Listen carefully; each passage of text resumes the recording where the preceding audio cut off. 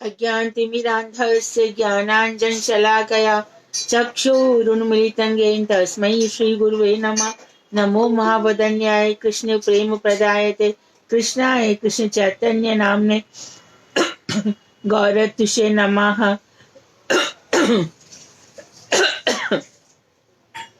हे कृष्ण करुणा सिंधु दीन बंधो जगतपते गोपेश गोपिका कांत राधा कांत नमोस्तुते।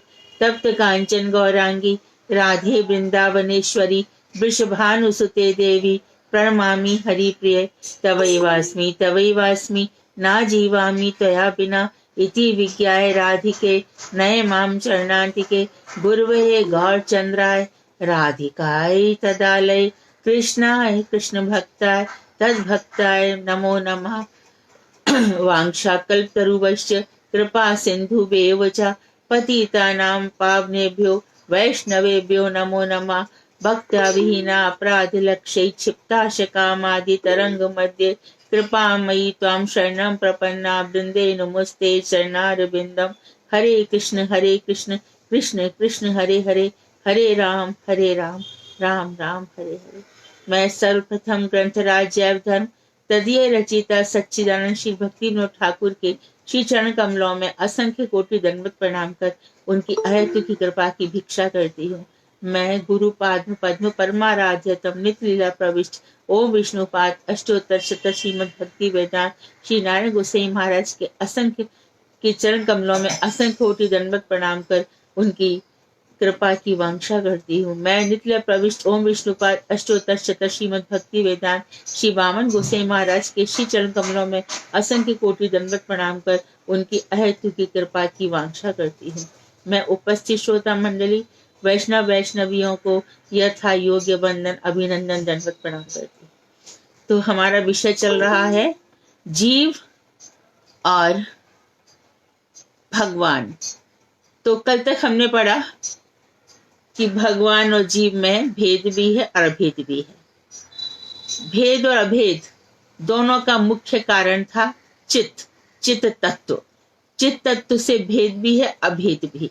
अभेद है कि दोनों ही चित्त कण है। एक चित्त पुंज है। चित्त पुंज मतलब एकत्रीकरण, एक बहुत सारा इकट्ठा किया हुआ है। एक चित्त पुंज है और एक चित्त कण, चिंगारियों के समान छोटे छोटे कण। इसलिए जीव शुद्ध रूप में कहा गया और भगवान बृहत रूप में कहा गया। और ये भी स्पष्ट कर दिया गया कि बहुत सारे गुण जीव और भगवान में एक जैसे होते हैं, बिंदु बिंदु रूप में और वहां विशाल रूप में। ये भी बतलाया गया कि जीव और भगवान में युगपत एक साथ भगवान की जो स्वतंत्र इच्छा शक्ति है वो जीव में भी है भगवान में, लेकिन जीव माइक गुणों से बंधा हुआ है। ये भी बतलाया गया कि जीव में बहुत सारे गुण भगवान के समान हो सकते हैं, लेकिन किसी भी स्थिति में वह सृष्टि स्थिति संहार नहीं कर सकता।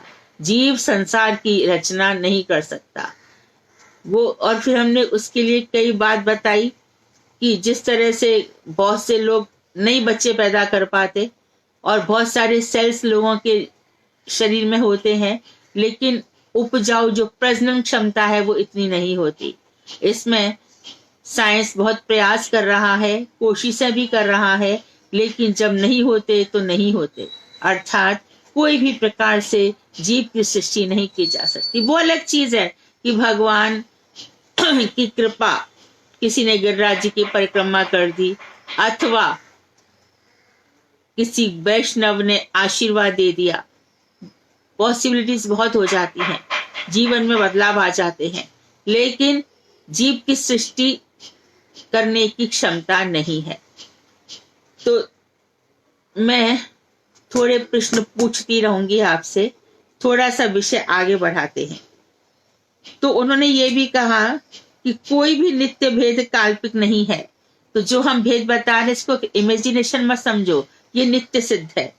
यह भेद जीव की किसी भी अवस्था में लोप नहीं होता, बद्ध अवस्था और मुक्त अवस्था। तो कल ये भी जो बात आई थी कि जीव नित्य बद्ध भी नहीं होता और जीव नित्य मुक्त भी नहीं होता। बहुत से मुक्त गण हैं, जैसे कि हमारे ऊपर भूलोक भुवलोक, भू भुव स्वाहा, ओम भूर्भुव स्वाहा। भुवलोक अंतरिक्ष लोक, अंतरिक्ष लोक में कितने ही सारे प्लेनेट्स हैं, हम देखते हैं। यहाँ से भी प्लेनेट्स ऊपर भेजे जाते हैं। कोई कोई प्लेनेट खो जाता है और कभी कभी साइंटिस्ट अनाउंसमेंट करते हैं ये प्लेनेट आके समुद्र में गिरेगा, या ये प्लेनेट से बहुत सारे लोगों को कुछ भी हानि हो सकती है। तो प्लेनेट में जाकर के सैटेलाइट के कारण स्थिर हो जाते हैं।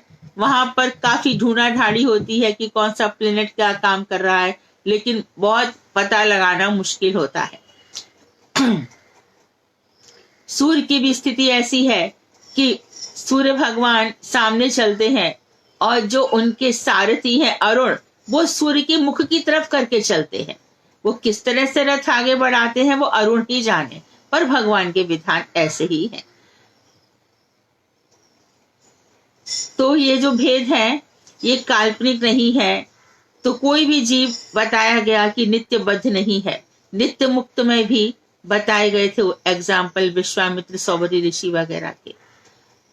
ऊपर भू भुव 3 लोक हो गए। स्वर्ग लोक के ऊपर जन लोक है, फिर तप लोक है, जन मह तप और सत्य। तो जन लोक में हमारे भागवत में जो शौनक आदि ऋषि हैं, इसमें से बहुत से लोग जन लोक में रहते हैं। और जन लोक में रहते हुए कभी कभी जब ये नीचे देखते हैं तो मनुष्यों पर दया करते हैं। ये जो मूर्ख मनुष्य हैं, ये देखो किसी के मरने पर कितना रो रहा है। ये नहीं जानता कि ये खुद भी मरने वाला है। ये जानता ही नहीं है कि ये जो आत्मा है ये शरीर बदलती रहती है। ये जानता ही नहीं है कि ना हन्यति हन्यमाने शरीरे, शरीर मरता है, ये आत्मा कभी नहीं मरती। तो ये आत्मा के अंदर जो मैं का अभिमान है, जिस शरीर को हम गलती से मैं समझ लेते हैं अथवा सूक्ष्म शरीर को मैं समझ लेते हैं, इसी से दुर्गति है। और जो अवस्था कही दुरावस्था यहीं पर है। तो जनलोक निवासी कभी कभी बड़ी कृपा करते हैं देख करके कि कभी इन पर, लेकिन अधिकांश उनको बहुत दुख होता है जो जनलोक के निवासी हैं कि जीवों की कैसी दुर्गति हो रही है। भृगु आदि ऋषि भी कभी कभी कृपा करते हैं। तो जनलोक के ऊपर फिर महरलोक है, तप लोक है और सत्यलोक है। सत्यलोक में ब्रह्मा जी रह रहे हैं। ब्रह्मा जी भी वहां बैठकर भगवान का भजन कर रहे हैं और गोपी भाव की प्राप्ति के लिए प्रयास कर रहे हैं, जैसा कि हम ब्रह्म कुंड, नारद कुंड इत्यादि में देखते हैं कि ब्रह्मा जी आज भी तपस्या कर रहे हैं। तो इस तरह से क्या स्पष्ट हो गया कि जीव की जो नित्य स्थिति है वो गोपी भाव की है। गोपी भाव प्राप्त किए बिना कोई भी गोलोक धाम में नहीं जा सकता। हाँ, यशोदा जी के अनुगत्य में कोई भजन कर रहा है उसको भी, और जो सखा है, सखा और माता और राधा रानी, इन तीनों के प्रेम में तारतम्य है। जब भगवान श्री कृष्ण गए तो ताप हुआ, हृदय में इतना ताप हुआ, हृदय में इतना ताप हुआ सखाओं के में, सखाओं से ज्यादा हुआ माता यशोदा, रोहिणी मैया इत्यादि में। पर रोहिणी तो साथ ही चली गई थी बलराम जी को लेकर के। यशोदा नंद बाबा को हुआ, नंद बाबा यशोदा से ज्यादा राधा जी को हुआ। तो जहां पर प्रेम ज्यादा है वहां पर ताप ज्यादा है। तो ये ताप की जो अग्नि है, भगवान का विधान ऐसा है कि जब जो विरह की अग्नि है तो मनुष्य जलकर सूख नहीं जाता, बल्कि ये अग्नि आंखों में आंसू बनकर बहती है। तो जब आंसू बनकर बहती है, ये अच्छी अवस्था है कि जो विरह में भगवान के इतना रो रहा है। यहाँ पर जो कल्पना की बात कही गई है, तो बहुत से लोग इमेजिनेशन कर लेते हैं। तो ये इमेजिनेशन की बात नहीं है, ये भजन की बात है। भजन की बात में होते होते जब ताप होता है, विरह होता है, जैसे कि श्रीपाद रूप गोस्वामी को होता था, और एक भी हरे कृष्णा कहते ही मूर्छित हो जाते थे, उनको इतना प्रेम था। तो ये जो प्रेम का बंधन है और एक माया का बंधन है, इसमें अंतर है। जीव जब भगवान के प्रेम में बंध जाता है, फिर कहा जाता है कि परिक्रमा पथ पर चलो। परिक्रमा का अर्थ क्या है? हम परिक्रमा करते हैं, इसका अर्थ है कि हमारा बंधन हो गया भाई। जैसे कि 7 परिक्रमा की जाती है तो वैवाहिक बंधन में बंध जाते हैं, उसी प्रकार से परिक्रमा करने से हम भगवान के साथ बंध जाते हैं।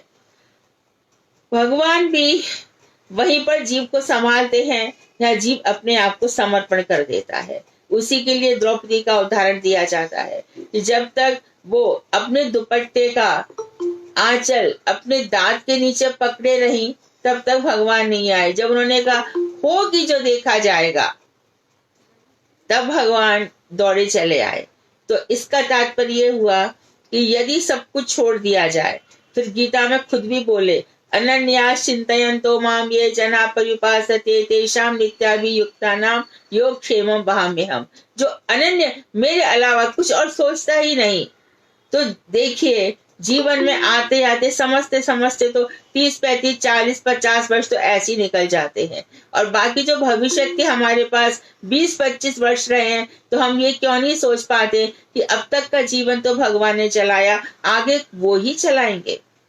लेकिन यहाँ पर हम बहुत सारे इसी एज में हम ज्यादा प्रश्न करते हैं। गुरुदेव के एक लेक्चर में है कि जिसने 60 वर्ष तक भजन नहीं किया उससे भजन करवाना बहुत मुश्किल है, वो ऐसे ही रहेगा जीवन में।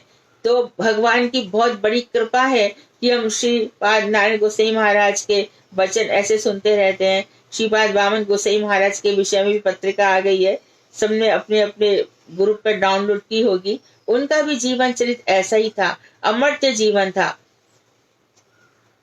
मैं आश्चर्यचकित तो जब रह गई थी जब मैंने देखा कि नारायण गोसाई महाराज को लोग इतने घेरे हैं और बाण गोसाई महाराज को भी लोग इतने घेरे हैं, लेकिन वो उनको छोड़ छोड़ करके एक दफे नारायण गोसाई महाराज भी अज्ञातवास में चले गए, 15 दिन रहे।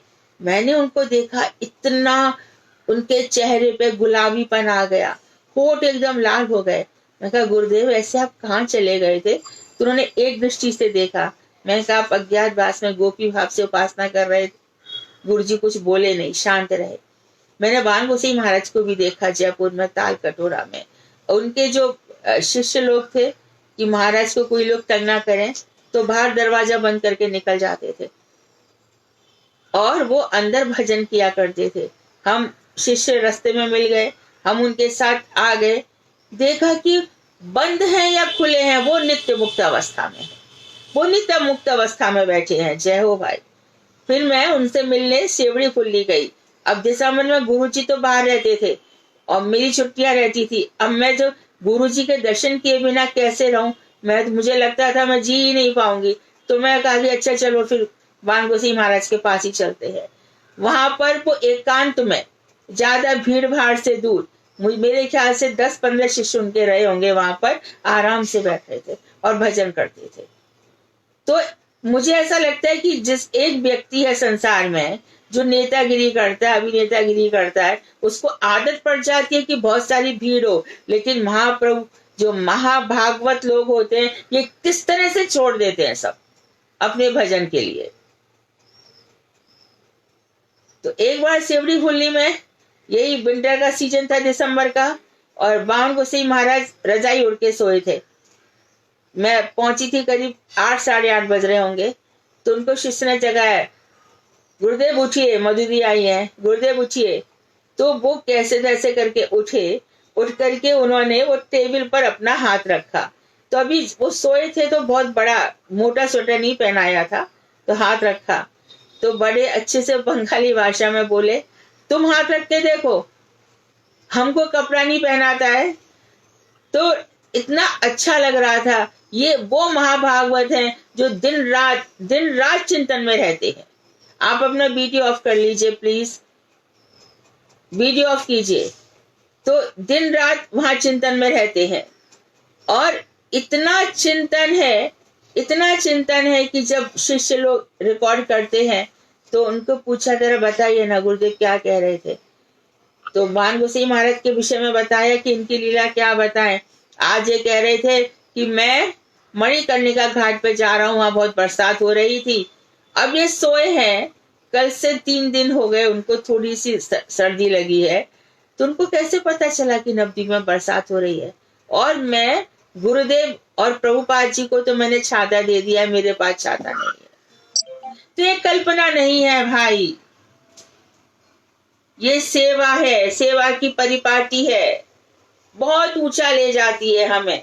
इसीलिए हमें वचन भी वही सुनने चाहिए, अवरोह पंथा, जो ऊपर से शिष्य टू शिष्य, शिष्य टू शिष्य चले आ रहे हैं। ये तो धर्म जाने से तो गड़बड़ हो जाता है। आप देख लीजिए, आप जहां वहां बात सुनेंगे सब गड़बड़ हो जाएगा। शिष्य अवरोह पंथा यानी नीचे से नीचे अधस्तन में जो चले आ रहे हैं, तो ये कल्पना नहीं है। साक्षात अनुभव कीजिए, चिद अनुशीलन कीजिए, नाम जब से ऐसे ऐसे लोगों का साथ अवश्य ही मिलेगा और चलते फिरते वो अवश्य हमसे ऐसी बातें भी कह जाएंगे। तो मैं कल्पना पाठ को यहाँ पे क्लियर किया। अब आगे देखिए, जीव कृष्ण का नित्य दास है, यह महावाक्य, ना कि यह महावाक्य कि अहम ब्रह्मास्मि।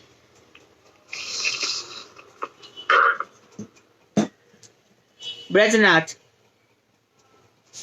ईश्वर से जीव का यदि नित्य भेदी सिद्ध हुआ तो अभेद कब माना जाएगा? तो क्या निर्वाण नामक एक अवस्था है? निर्वाण किसको मिलती है? कल बताया था, बुद्ध के लिए कहा जाता है कि वो 2 शालमली वृक्ष के नीचे बैठ गए और वहां पर बैठकर उन्हें ध्यान किया और निर्वाण को प्राप्त हो गए। बुद्ध कल बताया था कि उनका जो कंट्रीब्यूशन है, उनकी जो ट्रेडिशन है, उसको झेन कहा जाता है। और झेन में ऐसा कहा जाता है कि मनुष्य हमेशा वर्तमान में ही रहता है, क्योंकि दोनों काल झूठे हैं। भूतकाल बीत गया है और भविष्य काल आता नहीं है। और इसका लिए हमने कार्ड बताया कि बौद्ध धर्म का प्रचार हुआ चाइना, इधर तिब्बत, भूटान, सुमात्रा, जावा और श्रीलंका, यहाँ पर फिर यहाँ हमारे नालंदा इत्यादि जो हमारी यूनिवर्सिटी, तक्षशिला जो भी पाकिस्तान में है, यहाँ से यहाँ पे लोग पढ़ने के लिए आए। बौद्ध धर्म का उन्होंने बहुत अध्ययन किया। अध्ययन करने के बाद आज बौद्ध धर्म का प्रचार उतना नहीं है। कृपा करके, भगवान की कृपा से स्वामी प्रभुपाद ने ऐसा प्रचार किया, नानक गुस्सी महाराज ने ऐसा प्रचार किया कि ये झूठे धर्म जो है वो ठीक नहीं है। तो बौद्ध धर्म में हमने गलतियां बताई और उसके लिए बताया कि किस तरह से नारद जी को अपने सारे जन्मों की याद रहती है, जड़ भरत को भी किस तरह से अपने सारे जन्मों की याद रहती है। एक टर्म और है कि जिसको बर्थ टू बर्थ याद रहता है और या जिसका बर्थ टू बर्थ भजन बढ़ता चला जाता है, ऐसे व्यक्ति को कहते हैं जाति स्मर। जाति स्मर यानी कि जन्म टू जन्म वो बहुत बाहर लेवल तक पहुंच गया जहां उसको पहुंचना चाहिए, नित्य सिद्ध हो गया। तो बाबा जी कहते हैं कि निर्वाण की अवस्था में बिल्कुल हम स्वीकार नहीं कर सकते, किसी भी अवस्था में कृष्ण के साथ जीव का अभेद नहीं है। तो ब्रजनाथ बोले, फिर आपने अचिंत भेदाभेद क्यों कहा? ये जो हमारा संप्रदाय है इसमें अचिंत भेदाभेद है, इसको क्लियर समझ लो, क्लियर समझ लो, बिल्कुल कॉन्सेप्ट अपने स्ट्रॉन्ग करो। ये कह रहे हैं कि कृष्ण के साथ जीव का चित्त धर्म की दृष्टि से अभेद है। चित्त तत्व दोनों ही चेतन है, इसलिए दोनों में अभेद है। पहले भी हमने शुरू में भी कह दिया, एक चित्त पुंज है, एक चित्त कण है। अच्छा, और स्वरूपतः दोनों में नित्य भेद भी है इसी आधार पर, क्योंकि एक बृहत है और एक अणु है। नित्य अभेद होने पर भी भेद प्रतीति ही नित्य है। अभेद होने पर भी भेद तो दिखाई दे रहा है। हम भगवान के बराबर तो नहीं हो गए, वहां पर अधिकता बहुत है और यहाँ पर बहुत कम है। अभेद स्वरूप की सिद्धि होने पर भी उसका अवस्थागत कोई परिचय नहीं है। अभेद स्वरूप सिद्ध हो जाएगा, लेकिन अवस्था में तो अंतर रहेगा ही रहेगा। जीव जीव ही रहेगा, भगवान भगवान ही रहेंगे। अवस्थागत परिचय की जगह नित्य भेद प्रकाश ही प्रबल होता है, अर्थात जहाँ नित्य अभेद और नित्य भेद दोनों होते हैं वहां पे भेद की प्रतीति ही प्रबल होती है। वो कह रहे हैं कि देखो, जहां पर भेद और अभेद दोनों की बातें कही जा रही है, वहां पर अभेद कम और भेद दिखाई ज्यादा दे रहा है। अभेद कम और भेद दिखाई ज्यादा दे रहा है। जैसे कि एक घर को यदि अदेवदत्त और सा देवदत्त दोनों ही कहा जाए, अर्थात एक घर है जहां पर देवदत्त रहता है, अथवा उसी घर में यदि ये कहें कि नहीं ये घर देवदत्त वाला है, तो उसमें सा दोनों ही कहा जाए तो किसी विचार से अदेवदत्त होने पर भी सा देवदत्त का ही नित्य परिचय होगा। अरे भैया, वो है तभी तो नहीं कह रहे हो आप, है तभी तो नहीं कह रहे हो। इसी प्रकार से नास्तिक, निर्गुण, निराकार, इसी आधार पर उनका खंडन किया जाता है कि आप निराकार जभी तो कह रहे हो जब आकार है, आप निर्गुण जभी कह रहे हो कि गुण नहीं है, आप अरूप और निर्विशेष जभी कह रहे हो कि जभी वैशिष्ट है। कुछ होता है तभी कहता है नहीं, और यदि कोई चीज है ही नहीं तो उसका इमेजिनेशन तो हम नहीं कर सकते। तो जड़ जगत में और भी एक उदाहरण देता हूं। आकाश एक जड़ द्रव्य है। यदि उस आकाश का भी कुछ आधार हो तो उस आधार के रहने पर भी जैसे केवल आकाश का ही परिचय मिलता है, उसी प्रकार अभेद सत्ता में जिस नित्य भेद का परिचय पाया जाता है वही उस वस्तु का एकमात्र परिचय है। आकाश इस संसार में एक जड़ द्रव्य है, और जैसे आकाश का हम केवल आकाश का परिचय मिलता है और कुछ आधार रहा हो आकाश का, परंतु हमें कोई आधार दिखाई नहीं देता, बस आकाश के परिचय मिलता है। उसी प्रकार हम जब कहते हैं कि जीव और जगत में अभेद सत्ता है, तो फिर भी हमें नित्य भेद का परिचय मिलता है कि जीव जड़ है और भगवान चेतन है। तो उस वस्तु का एकमात्र यही परिचय मिलता है। तो ब्रजनाथ बोले ऐसा होने पर जीव का नित्य स्वभाव बदला है। अब यहाँ पर और भी सुंदर व्याख्या की गई, देखिए। जीव हो रहे हैं, किसी का ना म्यूट नहीं है दीदी, आवाज आ रही है खड़खड़ खड़खड़, क्लियर नहीं है। कृपया देख लीजिए कहाँ से गड़बड़ है, दीदी का प्लीज देख। दीदी का माइक खुला हुआ है। सपना दीदी माइक बंद कीजिए। जीव अणु चैतन्य ज्ञान गुण से युक्त अहम शब्द वाच्य भोक्ता, मनता और योद्धा है। अब जीव का परिचय फिर से देखिए। अणु चैतन्य है, जो हम कब से समझ रहे हैं, पहला पॉइंट। दूसरा, ज्ञान गुण से युक्त है। जीव यदि चाहे तो ज्ञान की पराकाष्ठा को पहुंच सकता है धीरे धीरे धीरे, और यदि किसी की क्षमता ज्यादा रही, योग्यता ज्यादा रही, तो वो जल्दी भी, अचानक उसमें देख के बड़ा चेंज आ गया, कल तक कुछ था, अचानक सब कुछ छोड़ छाड़ के भजन ही करता रहता है, ऐसा भी हो जाता है। और अहम शब्द वाच्य, जीव मैं शब्द वाच्य है। जीव कभी भी क्या, मैं तो बोलेगा ही ना, चाहे कितना भी दीनता क्यों ना हो, कितना भी दीन क्यों ना हो, तो भी मैं तो बोलेगा ही ना। सनातन गोस्वामी, रूप गोस्वामी जब से बात करती है तो सबसे पहला प्रश्न सनातन गोस्वामी का होता है, आमी के, मैं कौन हूं? तो मैं शरीर, मैं स्थूल शरीर, मैं आत्मा, कुल मिलाकर के मैं हो जाता है, सब मिलाकर के मैं हो जाता है। चिंतन एनालिसिस हमें करनी है कि हमारा स्थूल शरीर की बात कर रहे हैं हम, या सूक्ष्म शरीर की, या मैं। स्थूल शरीर स्थूलदर्शी, और एक होते हैं आत्मदर्शी, और एक होते हैं सूक्ष्मदर्शी। तीनों प्रकार के लोग होते हैं।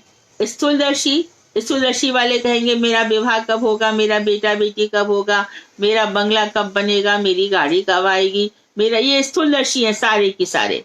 सूक्ष्मदर्शी, मेरा कब ऐसा होगा कि मेरा भी कुछ उद्धार हो जाएगा, मेरा भी कुछ कल्याण हो जाएगा, मेरा कैसा होगा, ये सूक्ष्मदर्शी है। और आत्मदर्शी बिल्कुल शुद्ध नित्य चेतन होते हैं, वो बिल्कुल फर्क ही नहीं पड़ता उनको संसार में कुछ भी हो, जैसे गुरु वैष्णव।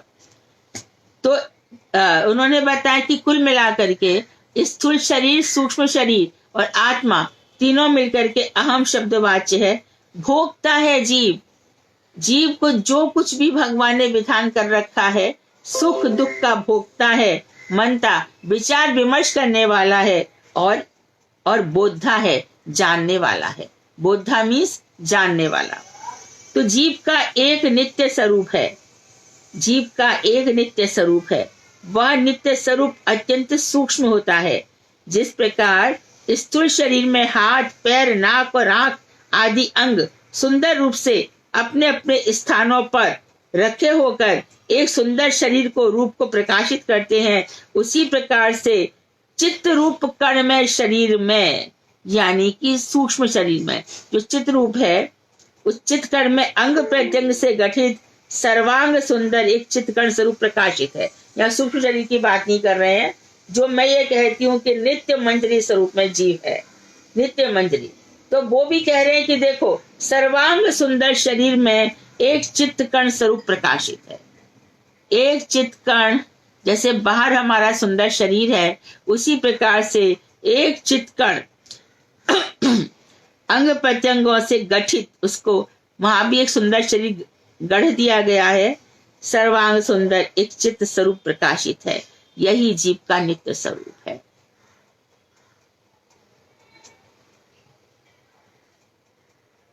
ध्यान से देख लें जीव की कितनी विशेषताएं बताई गई। तो जिस तरह से हमारा स्थूल शरीर है, उसी तरह से एक शरीर और है जो किसने पहना हुआ है, हमारी आत्मा ने, जो हमारा नित्य कर्म है। सर्वांग सुंदर शरीर जो भगवान श्री कृष्ण को आकर्षित करता है। जब भक्ति कही जाती है तो भक्ति में कहा जाता है कि भाई ये तो ठीक है कि तुम वहां उस लेवल तक तो आ गए कि वासुदेव सर्वमिति, वासुदेव भगवान सर्व कुछ है, लेकिन भक्ति के जो और 6 गुण हैं कि भक्ति क्लेशनी है, शुभदा है, सांद्रात्मा है, और एक गुण क्या है उसमें, कृष्ण आकर्षणी है, कृष्ण को आकर्षित करने वाली है। तो जो कृष्ण को आकर्षित करने वाला जो शरीर है वो हर किसी के पास है, और वो ही हमारा नित्य शरीर है। ये जो चोला है ये मर सकता है, ये जल सकता है, ये सब कुछ हो सकता है, लेकिन आत्मा न जल सकती है, उसको कोई मार नहीं सकता, कुछ भी नहीं हो सकता ना। अभी बताया ना हन्यति हन्यमाने शरीरे, नैनम छिन्दन्ति शस्त्राणि, नैनम दहति पावकाः, नाक्लेद्यन्तो आपा, और नैनम शोष्यति मारुताः। हवा इसे सुखा नहीं सकती, जल इसको गीला नहीं कर सकते। अच्छा तो वो तो नदी में बह गया, मर गया। अरे मरता और जीता तो शरीर है, आत्मा नहीं। शरीर मर गया उसका, परंतु सूक्ष्म शरीर और आत्मा अभी भी है। तो सूक्ष्म शरीर दूसरे शरीर में चला जाएगा, लेकिन आत्मा का जो शुद्ध स्वरूप है वो नित्य हमेशा विराजमान रहेगा, हमेशा ही। किसी ने उसका वध कर दिया, मर्डर कर दिया, तो किसका हुआ, शरीर का। अभी और भी सुन लीजिए आप, कोई सुसाइड करते हैं, सुसाइड करने वाले के लिए भगवान ने एक टाइम दे रखा है। जैसे कि मरने वाला व्यक्ति लास्ट मोमेंट पे कुछ सोचता ही है। कभी कभी हम देखते हैं कि धनंजय नाम की जो वायु है, 10 प्राणों में से धनंजय जो प्राण है, तो कभी कभी धनंजय रह जाता है थोड़ी देर के लिए, तो हम उसको उस पर रखते हैं, वाइब्रेटर पर रखते हैं ना, और एक उंगली यदि चल गई, अरे प्राण बाकी है, आ सकते हैं इसमें। तो इसी प्रकार से जब सुसाइड करने से ऊपर शरीर उठता है, तो कहता अरे यार मैं तो मरा ही नहीं, ये मैंने क्या कर लिया, ये मैंने क्या कर लिया, ये ऐसा ही है। और फिर उसको अंतरिक्ष में घूमने वाले भूत प्रेत उसको जकड़ लेते हैं। सुसाइड करने वाले का कभी भी कल्याण नहीं है। जिन दुखों से उसने आत्महत्या की, वहां 54 8 गुने 16 गुने दुख मिलते हैं। चलो भैया दुख बहुत मिल रहे हैं, तो प्रारब्ध तो कट रहे हैं, कम से कम अगला जन्म तो अच्छा मिलेगा, कटने दो में और जितने दुख मिलेंगे और ज्यादा भजन करेंगे। भगवान की इच्छा जल्दी जल्दी प्रारब्ध कट जाए, थोड़े बहुत जो कर्म बाकी हैं वो भी निकल ही जाए, लेकिन वो करने से तो बहुत मुसीबत आ जाती है। तो मायाबद्ध होने पर उसी नित्य स्वरूप को ऊपर से और भी 2 औपाधिक शरीर आच्छादित करते हैं, तो माया से बंध जाता है, जीव इस माइक जगत में आ जाता है। तो इतना सुंदर उसका जो शरीर है, उसको ऊपर से 2 औपाधिक शरीर, औपाधि मतलब उनके 2 नाम हैं, सूक्ष्म शरीर और स्थूल शरीर, उसको ढक लेते हैं। औपाधिक शरीरों में से एक का नाम लिंग शरीर है, यानी सूक्ष्म शरीर, और दूसरे का नाम है स्थूल शरीर, जो बाहर का है। चित्तकर्ण स्वरूप शरीर के ऊपर लिंग शरीर की उपाधि है। तो जीव है तो चित्तकर्ण रूप शरीर, लेकिन उसके ऊपर सूक्ष्म शरीर ढका हुआ है। यह लिंग शरीर जीवों की बद्ध दशा प्रारंभ होने के समय से लेकर मुक्त होने तक अपरिहार्य होता है। तो लिंग शरीर दोनों अवस्था में है, यानी कि मुक्त भी है और बद्ध भी है। तो वो जीव की जो बद्ध दशा प्रारंभ होती है, वहां से लेकर मुक्त होने तक कंपल्सरीली, अपरिहार्य मतलब निश्चित रूप से वो इस प्रोसेस से गुजरेगा। तो दुख हमें आ गए तो हम बद्ध नहीं समझना चाहिए, हम मुक्त हैं। हमें दुखों का व्यूअर होना चाहिए, दृष्टा, भोक्ता नहीं होना चाहिए। दुख आ गए तो ये स्थूल शरीर को अनुभव होते हैं, होने दो ना स्थूल शरीर को, सूक्ष्म शरीर से भी मन हटा लो। धीरे धीरे ये दुख भी, जैसे कि हिमालय होता है, हिमालयों के थपेड़े खा करके चाइना से जो ठंडी ठंडी हवाएं आती है वो वापस चली जाती हैं, उसी तरह दुख सुख को भोगने वाले को हिमालय की तरह रहना चाहिए। और गीता में भी कहा गया है, अच्छा ये जो शरीर है ये शोक और मोह के अधीन है, इसमें शोक होगा ही होगा, दुख होगा ही होगा, और मोह होगा, आसक्ति भी होगी। ये शरीर के लक्षण है, ये हो नहीं है। लेकिन गीता में कह रहे हैं होने पर भी क्या करना है। 12वें अध्याय में बताया गया, यो ना शोचति ना द्वेष्टि ना शोचति ना कांक्षति, यो ना हृष्यति ना द्वेष्टि ना शोचति ना कांक्षति, शुभ शुभ परित्यागी भक्ति मान्या समय प्रिया। जो ना खुशियों में सुखी होता है और ना दुखों में दुखी होता है, ना कोई किसी से द्वेष करता है, कि देखते ही नहीं किसी की तरफ किसी के जीवन में क्या चल रहा है, और ना ही कोई शोक करता है किसी प्रकार का। तो शोक मोह, अच्छा, और जब वेदांत में थोड़ा सा और ज्ञान बढ़ गया तो वेदांत में कहा गया है कि भैया शूद्र वो नहीं है जो सफाई इत्यादि कर रहा है, शूद्र तो वो है जो हमेशा रोता रहता है।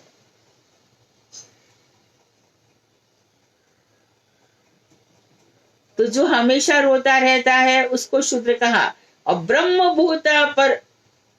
ब्रह्मभूता प्रसन्नात्मा, जो ब्रह्मभूत हो जाता है वो तो हमेशा प्रसन्न रहता है, ना शोचति ना कांक्षति, ना कोई शोक करता है ना इच्छा करता है। तो जिसने कृष्ण को समझ लिया है और कृष्ण के दोनों तत्व परमात्मा ब्रह्म सबको समझ लिया है, अद्वैत ज्ञान पर तत्व भगवान श्री कृष्ण की सब माया है, जिसने समझ लिया है वो जल्दी जल्दी जल्दी प्रोसेस में यहाँ से निकल जाएगा।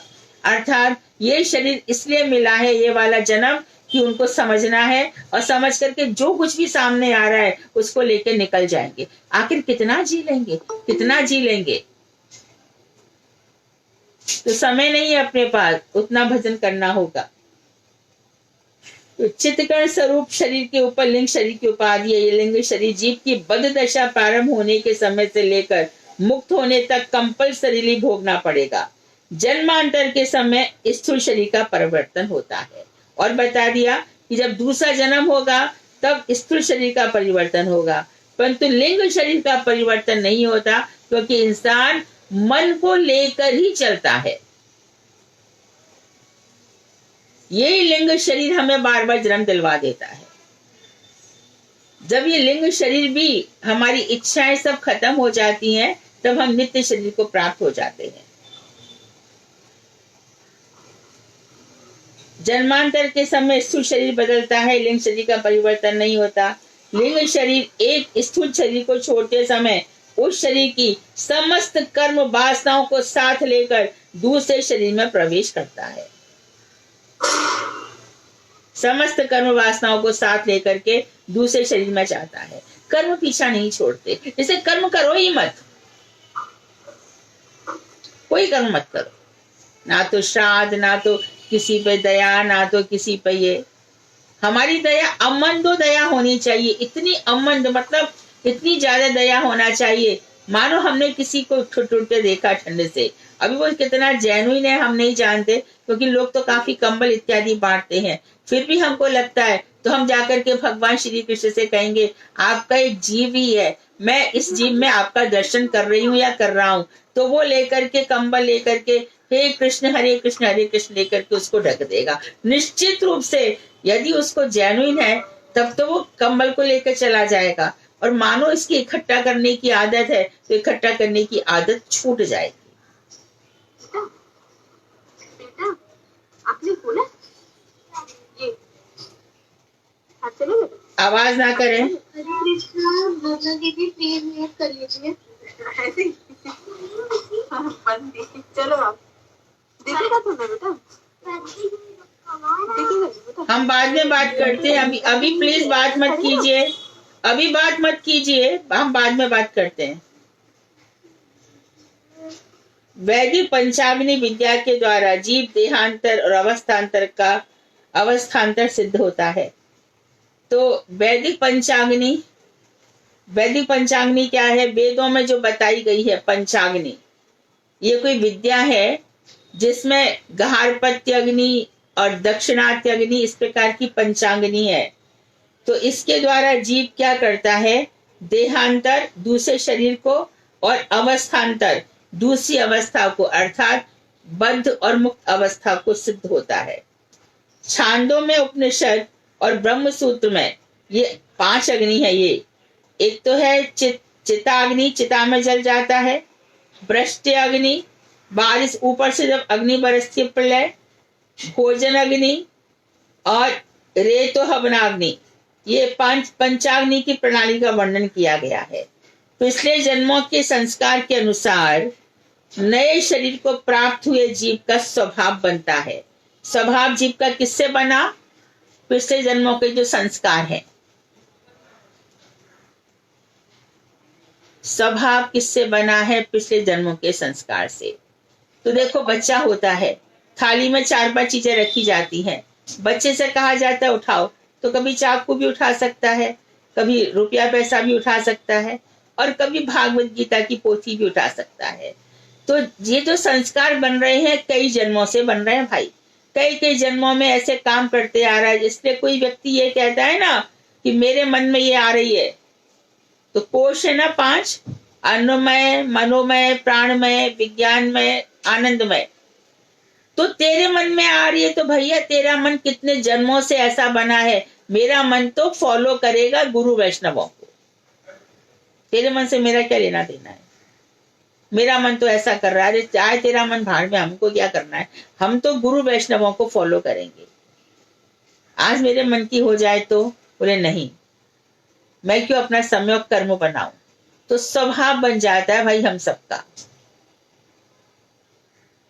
स्वभाव कहाँ से बन रहा है? कर्मों से। और बताऊं, शास्त्र में ये भी लिखा है कि स्वभाव का बदलना बड़ा मुश्किल है, गुरु वैष्णवों की कृपा से संभव है। कोई व्यक्ति भक्ति का विरोधी है, बड़ी मुश्किल से गुरु जी आ गए तो वो लाइन में आ जाता है। तो मैं क्यों भक्ति करूं, मैं क्यों भजन करूं? भगवान क्या होते हैं? भगवान कुछ नहीं होते। क्या किसी ने भगवान को देखा है? ऐसे कुतर्क करते हैं, और ना भक्ति करते हो, कोई और करता है तो चिढ़ जाते हैं, क्योंकि इनका कई जन्मों से ऐसा ही स्वभाव है।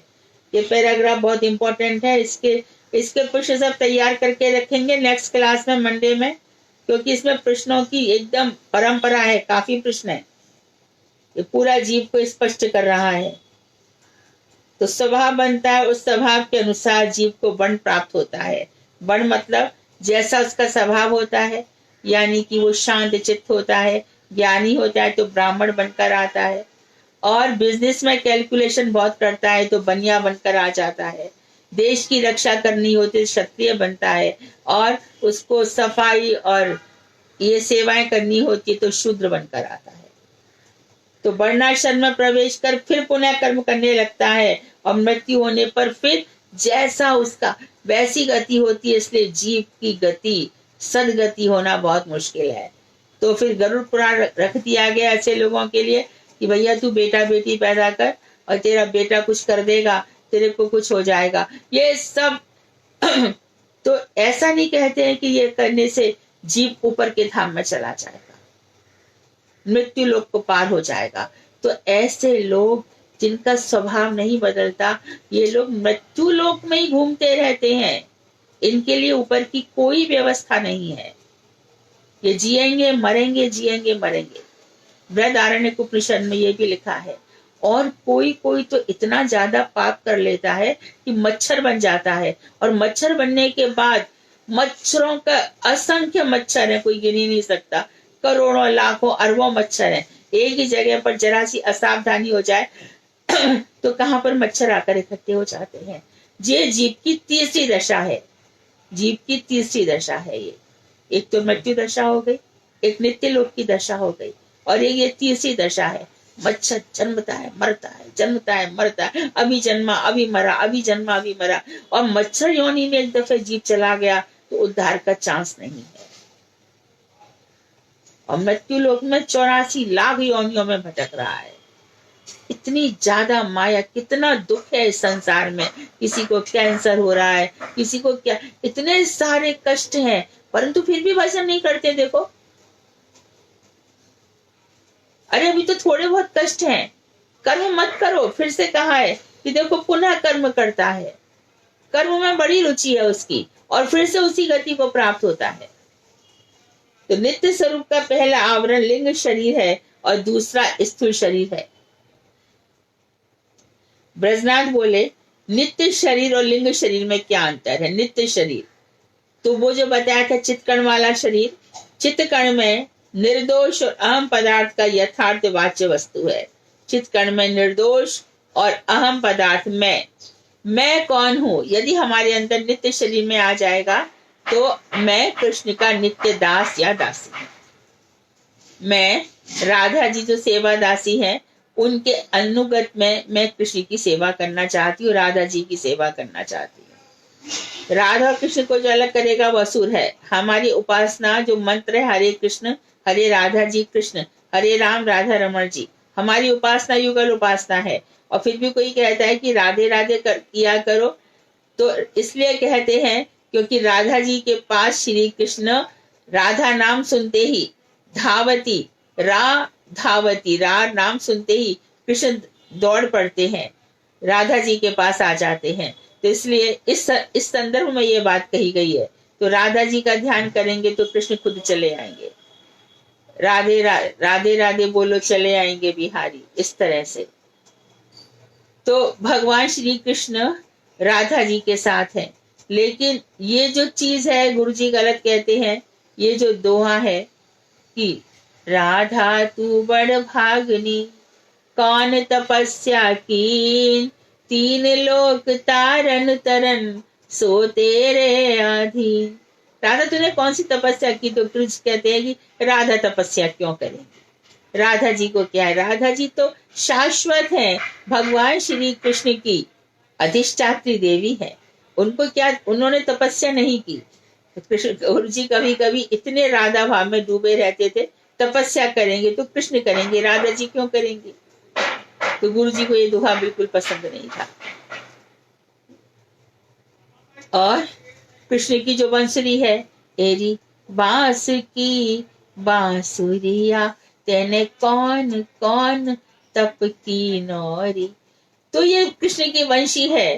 कोई भी बांस का टुकड़ा है, भगवान ने उसको उठा करके बंशी बजा लिया, तो वास्तव में बंशी धन्य है। वंशी धन्य है कि भगवान श्री कृष्ण के अधरामृत का पान कर रही है। और गोपियां कहती हैं कि जिस अधरामृत में हमारा अधिकार था उसका पान श्री कृष्ण करते हैं, सुष्ठु रूप से उसका चुंबन करते हैं। उस वेणु गीत को सुन करके सब की सब आकर्षित हो जाते हैं, मोर मोरनी भी, और जो पुलिंद कन्याएं हैं ये सभी आकर्षित हो जाती हैं। चलते हुए बादल ठहर जाते हैं और भगवान को देखते हैं कि ताप लग रहा है तो हल्की बूंदाबांदी कर देते हैं। बलदेव भैया भी उनकी बंशी की धुन को सुनकर, ललिता जी सभी इतने आकर्षित हो जाते हैं। गान में ललिता जी बहुत सुंदर गाती हैं, तुंग विद्या बहुत अच्छी वीणा बजाती है। तो वहां पर जो संगीत चलता है उसी संगीत को अनुकरण करते हुए हमारे यहाँ पे कीर्तन गाया जाता है। तो कीर्तन ऐसा गाया जाए कि भगवान श्री कृष्ण आकर्षित हो, भगवान श्री कृष्ण आकर्षित हो जाए। भजहु रे मन श्री नंद नंदन अभय चरणार बिंद रे।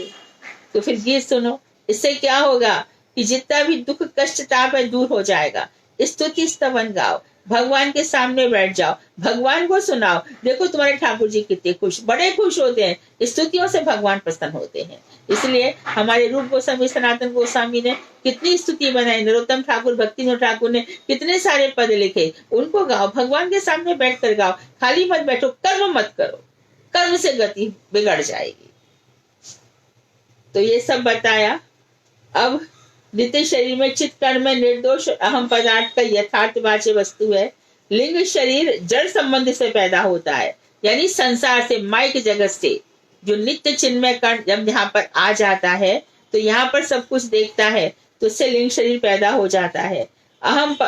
और ये जो मन बुद्धि और अहंकार इन तीन विकारों से गठित होता है। मन, बुद्धि और अहंकार। और सबसे ज्यादा हालत खराब तो मन की है। ये मन को ही अच्छा और बुरा ये मन को ही खत्म, मन को भगवान कहते हैं कि मन मुझे दे दो, ये मन उठा करके दे दो। बुद्धि जो है वो सत असत का विचार करने वाली है। देखो ब्रजनाथ कह रहे हैं मन, बुद्धि, अहंकार ये क्या प्राकृत वस्तु है? और यदि ये प्राकृत है तो इनमें ज्ञान और क्रिया कैसे सिद्ध है? यदि ये प्राकृत है, जड़ जगत की वस्तु है, तो इनको ज्ञान कहाँ से मिल रहा है? ये कार्य कैसे कर रहे हैं? तो बाबा जी ने कहा, गीता का श्लोक दिया, भूमि रापो नलो वायु हम मनो बुद्धि रेवचा अहंकार इत्ययं में भिन्ना प्रकृतिरष्टधा। कि पृथ्वी, जल, अग्नि, वायु, आकाश ये 5 स्थूल पंच महाभूत जड़ और ये जड़ है। मन, बुद्धि और अहंकार ये तीनों भी सूक्ष्म जड़ है। सब मिलकर ये क्या है? मेरी प्रकृति के 8 प्रकार की, यानी अपरा प्रकृति है मेरी। परा श्रेष्ठ नहीं है, ये जड़ प्रकृति है। यानी कि ये मैंने संसार ऐसा ही बना रखा है कि माइक जगत में आएंगे तो ये पंच महाभूत। इसलिए जो महामूर्ति ये कहते हैं ना कि शरीर पंच महाभूतों में मिल गया। कौन सा शरीर मिल गया? काय का मिल गया? स्थूल शरीर है, जलकर राख हो गया, उसको दफना दिया गया। कहाँ पे गया? कुछ भी नहीं गया। तो ये सब क्या है? यहाँ के लोग, यहाँ की चीजें हैं। नित्य चिन्मय शरीर अभी भी विद्यमान है। अभी भी तो मुसीबत सूक्ष्म शरीर की भी है। और भगवान ने आगे कहा, अपरिमितस्त्वन्याम प्रकृतिम विधि में पराम जीव भूताम महाबाहो येदम धार्यते जगत एतद् योनीनि भूतानि सर्वाणि तुपधारया अहम कृतस्नस्य जगताः प्रवाहः प्रलयस्तथा। गीतोपनिषद के इन श्लोकों में चित्त शक्तिमान भगवान की 2 प्रकार की प्रकृति है। किसकी? चित्त शक्तिमान। देखो बार बार वो शब्द साथ में ला रहे हैं, चित्त शक्तिमान। तो गीता उपनिषद में भगवान ने कहा है कि एक का नाम है परा प्रकृति और दूसरे का नाम है अपरा प्रकृति। परा प्रकृति को जीव शक्ति और अपरा प्रकृति को जड़ या माया शक्ति कहते हैं। तो परा मतलब माया से जीव बहुत श्रेष्ठ है, माया से जीव श्रेष्ठ है। और देखो जो श्रेष्ठ है वो माया से घिर गया तो दुर्दशा हुई कि नहीं हमारी? क्या बिगाड़ लेगी माया हमारी, है ना? अच्छा, जीव शक्ति चित्त कण में होती है, जो हम बार बार पढ़ रहे हैं। जीव शक्ति चित्त कण में है, इसलिए इसका नाम परा अर्थात श्रेष्ठा है। जीव श्रेष्ठा शक्ति है। माया शक्ति जड़ होती है, इसलिए इसका नाम अपरा अर्थात जो श्रेष्ठ नहीं है। अपरा शक्ति से जीव बिल्कुल अलग है। अपरा शक्ति में 8 स्थूल तत्व होते हैं। अपरा में, जड़ में कौन कौन से? पृथ्वी, जल, वायु, अग्नि और आकाश, ये पंच महाभूत और 3 मन, बुद्धि और अहंकार। जड़ प्रकृति के अंतर्गत मन, बुद्धि और अहंकार ये 5 से थोड़े से ठीक है। ये तीनों जड़ में विशेष है। इनका जो ज्ञानाकार दिखाई पड़ता है वह ज्ञान चित्त स्वरूप न होकर जड़ स्वरूप होता है। तो ये जो ज्ञान, इसमें आप कह रहे हो कि ये ज्ञान क्रिया कैसे करते हैं, तो इनकी जो ज्ञान क्रिया वो चित्त जगत के लिए नहीं है, जड़ जगत का इनका ज्ञान है। मन जड़ विषयों से जो सब प्रति छाया ग्रहण करता है, जड़ विषयों से जो कुछ भगवान का जो चित्त जगत है, और ये मन क्या करता है? उनकी छाया ग्रहण करता है। वृक्ष है, वृक्ष की छाया, तो आप छाया पकड़ लेने से वृक्ष को तो नहीं पकड़ सकते ना। भगवान की जो लीलाएं हैं, उनकी इस धाम में जो लीलाएं होती है, तो जो भाग्यशाली जन होते हैं वो उसी समय पैदा होते हैं जिस समय भगवान के जन्म का समय हो रहा होता है। हम तुम लोगों के लिए ये लीलाएं कैसी है इस समय कि भगवान ने लीला की थी। हम क्यों नहीं थे उस समय? हम यदि होते तो, लेकिन हमारा भाग्य वैसा नहीं है। तो हम लोग क्या करते हैं? उन चीजों के जड़ रूप में ग्रहण कर लेते हैं।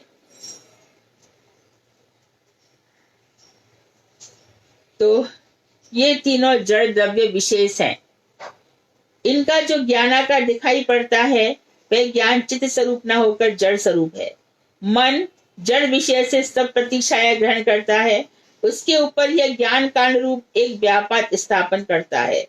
तो ये थोड़ा सा मन का जो कार्य है कि ज्ञानाकांड रूप एक व्यापार, यहाँ से हम कल पढ़ेंगे। आज यहीं तक।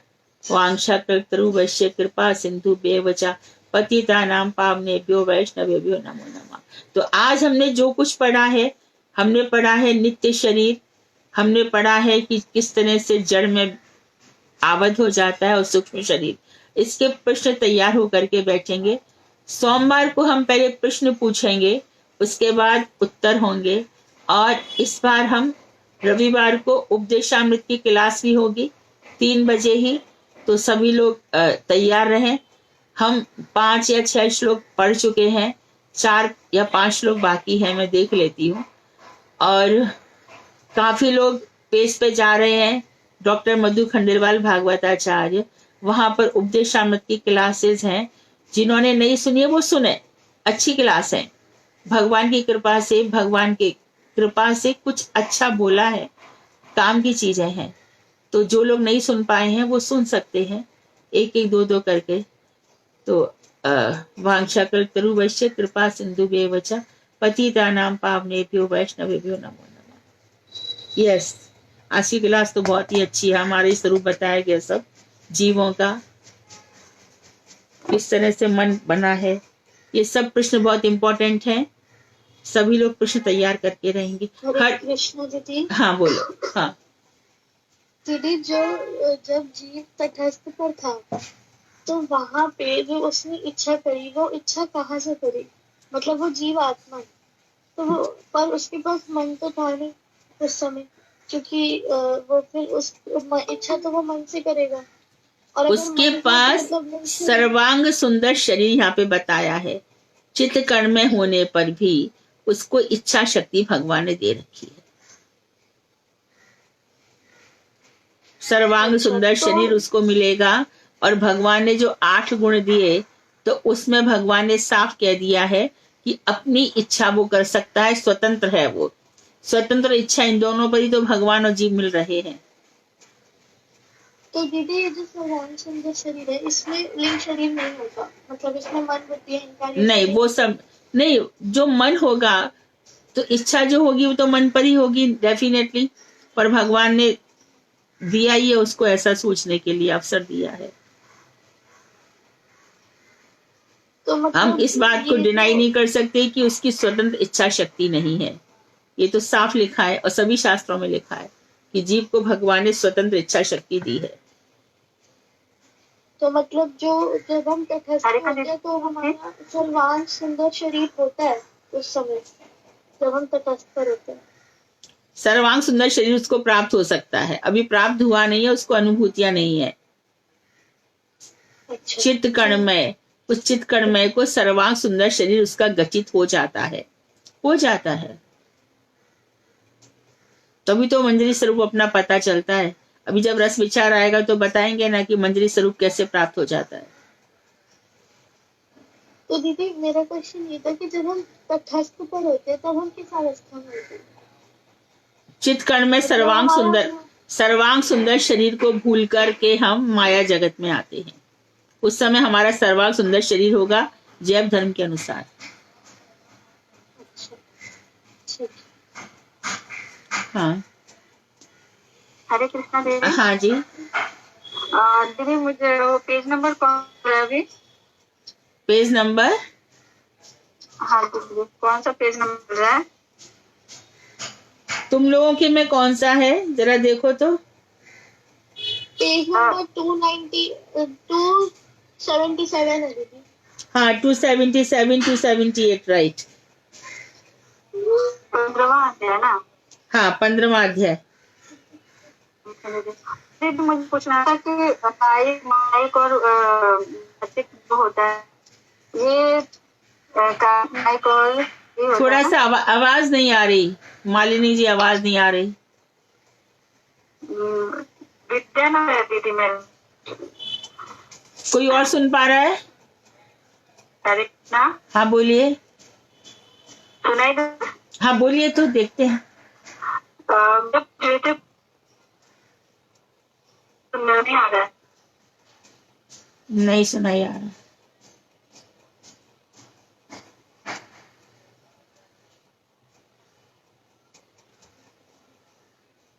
हरे कृष्णा। दीदी दंडवत प्रणाम, हरे कृष्णा। हाँ हाँ बोलो। मेरा एक रिक्वेस्ट था, हाँ आप प्लीज सब ये रिकॉर्डिंग्स जो है उपदेशामृत का और जो जैव धर्म का है, सब रिकॉर्डिंग्स का आप यूट्यूब पे प्लीज अपलोड कर सकते हैं? मेरे पास कोई है नहीं,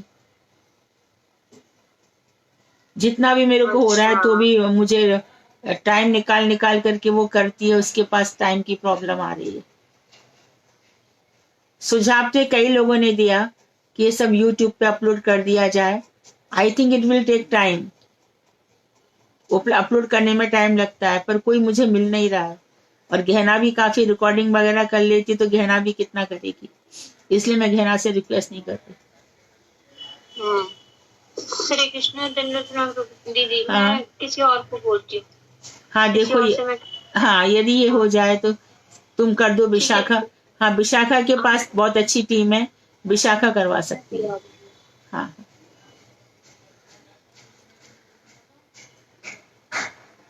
विशाखा इस चीज को जरा करवा दो।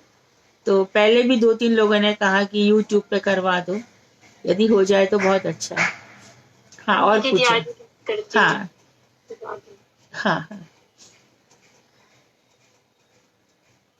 हरे कृष्णा और पूछो। हरे कृष्णा दीदी, आपने जो जीव के 3 दशा बताए, एक तो सबसे लास्ट में मच्छर इत्यादि में जो जन्म लेना, हाँ और 2 कौन सा बताया आपने? एक तो उसकी मुक्त दशा है और बद्ध दशा में वो जीता और मरता है, जीता और मरता है। एक तो मुक्त दशा है ही, और बद्ध दशा में वो कभी जीता है कभी मरता है। कभी तो नहीं, उसके हमेशा कर्म के जीता मरता रहता है, जीता मरता रहता है।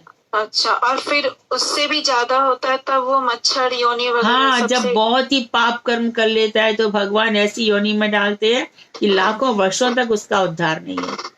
कम से कम ये 84 लाख योनि भोग करके शायद एक दफे समझ जाए, लेकिन वो तृतीय दशा जो होती है वो बड़ी गड़बड़ हो जाती है। अच्छा दीदी, ठीक है।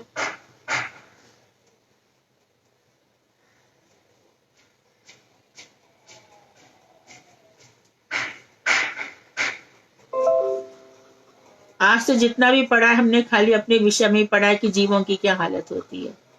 तो point to point, line to line सब लोग पॉइंट्स बनाएंगे और रट डालेंगे चीजों को। हाँ और कोई प्रश्न पूछो। आजकल तुम लोग प्रश्न नहीं पूछते हो। हरे कृष्णा दीदी, हाँ आपने बताया कि लिंग शरीर बार बार हमें जन्म दिलवाता है या लेता है, ऐसी कुछ दीदी। हाँ। थोड़ा कुछ। हाँ लिंग शरीर में मन हमारा जो चिंतन करता है ना, वही हमारा स्वभाव बन जाता है। देखो यदि हम कभी बहुत खुंखार हो गए मन से तो हम शेर बन के आ जाएंगे, चीता बन के आ जाएंगे। बहुत धन की प्रवृत्ति हो गई तो हम सांप इत्यादि बन जाएंगे। धन के प्रति लालसा हो गई, काम नहीं करना है तो अजगर बन के आ जाएंगे। तो ये सब मन के कारण होता है। मन क्या करता है, चीजों को ग्रहण करता है। आप देखिए मन अपनी दुनिया अलग बसाता है। नाम जप करेंगे मन की दुनिया अलग चलेगी। इसलिए मन के वेग को बार बार बुलाना पड़ता है, भाई तू शांत बैठ जा। मन को बार बार कहना पड़ता है कि तू जिस भगवान का चिंतन कर रहा है उस समय तो चुपचाप बैठ, क्यों संसार की इतना सोच रहा है। तो ये सब जो है ना, सबसे बड़ा शत्रु मनुष्य का मन ही है और सबसे बड़ा मित्र भी है। तो जैसे से कर्म होंगे, मन हमसे कर्म करवाता है और हमें योनियां मिलती रहती है। हरे कृष्णा दीदी, ये हाँ। जो क्लासेस है ना 95 हो गई है अभी हमारी। अच्छा। तो मैं अगर रोज रोज की 10 करके यूट्यूब पे डाल दूँ तो 9-10 डेज में पूरा हो जाएगा, तो मैं ही कर दूंगी। Oh thank you so much गहना, थैंक। विशाखा कह गई। दीदी हाँ तो तुम्हारी गहना तो तैयार हो गई। ये सब विशाखा की बच्चियां हैं। हाँ। तब ये इनके अंदर सेवा वृत्ति आई है ना। तो इसीलिए बहुत सुंदर से सेवा है इसके कोई भी किसी काम से किसी का जीवन बदल जाए, इससे बड़ी सेवा कुछ नहीं है।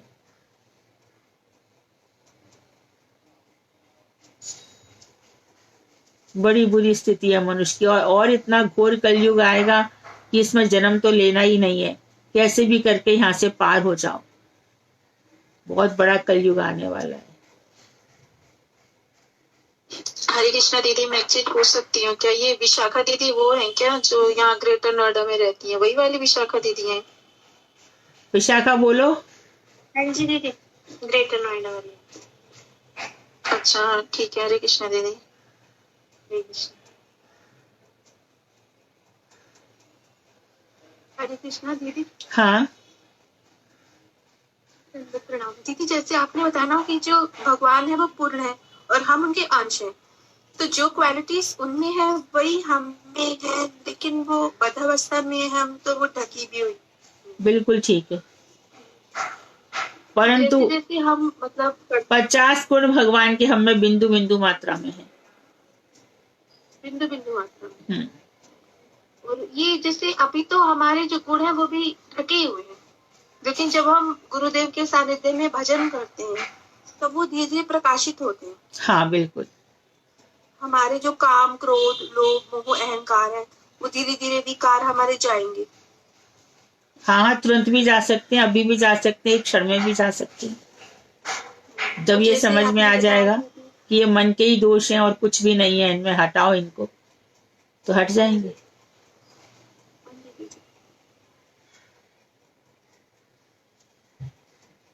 जैसे भजन से काफी प्रभाव तो पड़ता ही है, ये तो हम देख ही रहे हैं। जो हम पहले थे वो अब नहीं है, बाकी और चेंज आ जाएगा धीरे धीरे परफेक्ट। प्रभाव से।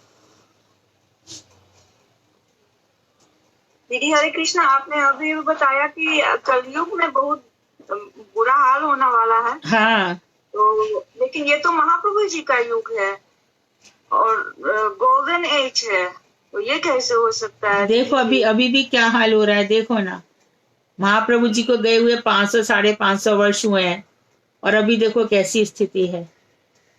इसलिए महाप्रभु जी कह के भी तो गए ना कि सप्त जीव रूपी, यानी कि ये चेतो दर्पण मार्जनम, चित्त रूपी दर्पण का मार्जन कर लो, भव महादावाग्नि निर्वापणम। ऐसा भजन कर लो तो संसार रूपी महादावाग्नि को बुझाने वाला है। तो इस कलयुग में हमारा नाम सुरक्षित रहेगा, कैसे कैसे लोगों के बीच हम आ जाएंगे। तो अभी अभी तो महाप्रभु जी के बिल्कुल क्लोज टू हैं हम, बाद में स्थिति और खराब हो जाएगी। कलयुग की स्थिति खराब है। कहा तो है कलयुग केवल नाम आधारा, हरे नामे भरे नाविम केवलम, कलो नास्ते नास्ते गति अन्यथा।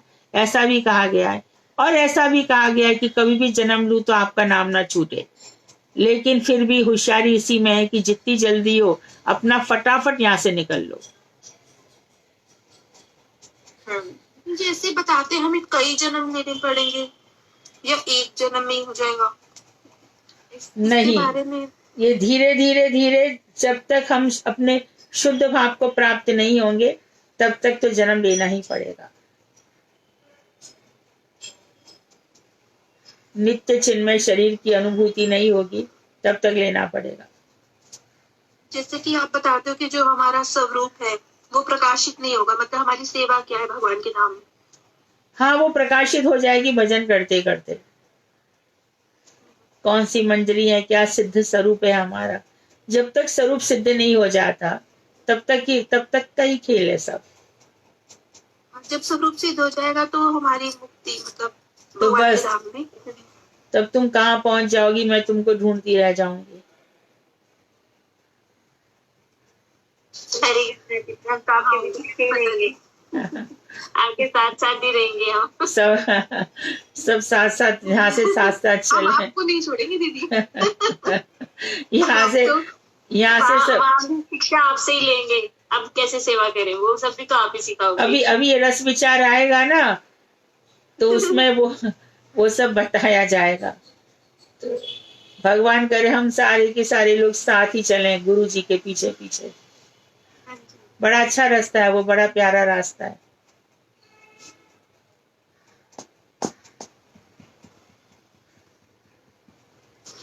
ठीक है। हरे कृष्णा दीदी। हाँ बोलो। दीदी आपने कहा है तो वैष्णव की वाणी तो सत्य होती है ना। बस गुरुदेव ने भी कहा है, आपने भी कह दिया, तो अब तो पक्का ही हो गया। जब पता नहीं कोई भजन करता है ना, भजन करता है तो कुछ है नहीं दीदी। भजन करता है तो गुरु वैष्णव प्रसन्न तो होते ही हैं। तो गुरुदेव कहते भी थे कि मेरी उंगली पकड़ के चलो। हमारा ये तो है ना, हम अपना पुट लगाते रहते हैं, अपनी मनमानी करते रहते हैं, लेकिन एकदम फिट बैठता है आपका जो भी करती हो। अरे दीदी पर मैं तो चुप ही हो जाती हूँ सुन के, मैं कहीं स्टैंड ही नहीं कर रही हूँ इसलिए। गुरुजी कहते थे जो ज्यादा भजन करता है वो ज्यादा अपने आप को दीनहीन समझता है। महाराज जी तो ऐसा ही कहते थे। महाराज जी तो कृपालु है ना, वो हाँ। तो पर जानते भी है ना, तो आप तो जहाँ भी रहोगी गुरु। हाँ हाँ हाँ, गुरु जी तो आपसे मांग मांग के प्रसाद लेते थे अपनी पसंद का। तो आपको तो कोई एक नालायक बच्चा होता है ना, तो टीचर देखती है ना क्लास में कि अरे ये तो बिल्कुल ही किसी इसमें कोई तुम लोगों को पता है या नहीं, नूतन भाभी जी से महाराज जी उनकी इडली इतनी पसंद करते थे, चाहे वो नवदीप धाम में रहे चाहे कहीं भी रहे। तो गुरु जी इनके हाथ का कलेवा बहुत पसंद करते थे।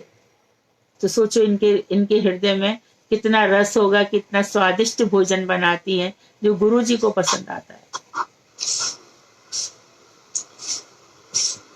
भजन साधन तो कुछ नहीं है ना दीदी। भजन साधन भी होगा, इसी गुरु जी ने प्रसाद लिया है ना आपके हाथ से, तो होना ही है निश्चित रूप से। बस मुझे तो आज से सुन के और मेरा दिल थोड़ा आशा से भर गया कि हाँ दीदी ने भी कहा है, निश्चित रूप से गुरुदेव तो कहते हैं, पर मैं कहीं स्टैंड नहीं करती, इसलिए मुझे लगता है नहीं बिल्कुल नहीं, बिल्कुल वैष्णव की वाणी तो सत्य होती हाँ है हमेशा। महाराज जी छोड़ने वाले नहीं। वो एक जानकी दीदी ने भजन गाया था ना, एक आस एक भरोसा। क्या उसकी पंक्ति, एक पंक्ति सुना ना। एक भरोसा एक आस एक घनश्याम हित चातक तुलसीदास, ऐसे एक दुआ है। हाँ जी हाँ, ये भी है। और एक जानकी दीदी ने गुरुदेव के ऊपर तो गाया ना। अच्छा वो गाया होगा। हाँ सही है, गुरुदेव के लिए आशा लगी रहे बस। तो ठीक है, फिर सोमवार को ये प्रश्न उत्तर सभी लोग प्रश्नों के जवाब दें, कुछ लोग नहीं। और ये जो पैराग्राफ है वो हम ही लोगों का परिचय है, तो बहुत इम्पोर्टेंट है। तो आप तैयारी से आइए, ऑल ऑफ यू। वांछाकल्पतरुभ्यश्च कृपा सिंधु बेवचा पतितानां पावनेभ्यो वैष्णवेभ्यो नमो नमः। हाँ, सभी भक्तों को दंडवत। हरे कृष्णा हरे कृष्णा हरे कृष्णा हरे कृष्णा हरे कृष्णा दंडवत, हरे कृष्णा दंडवत। मेरा कर्सर कहाँ चला गया? तुम लोगों में से कोई कर पाएगा? अच्छा ठीक है, हरे कृष्णा।